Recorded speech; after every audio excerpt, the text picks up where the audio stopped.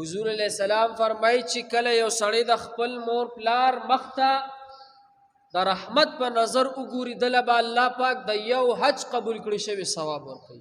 یو صحابي ناستو مجلس کې وي حضرت که یو سړی د مور پلار مخ ته سل پیرې سرې د رحمت په نظر ګوري الله به ورله د سلو حجونو ثواب ورکوي.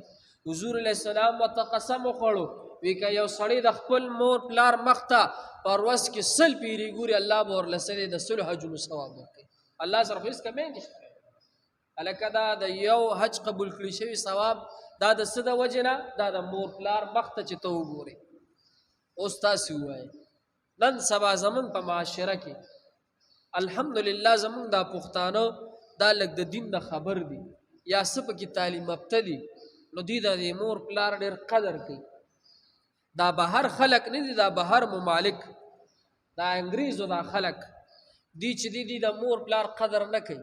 د دې چې مور پلار بوډاګان شي نو بیا بوزي آوټ هاوس ته هلته داخل کی او هغې چې دی پردي خلک بیا د مور پلار خدمت کوي او بچې بیا څه دی هغه بیا د مور پلار اړو تپوس نه کوي.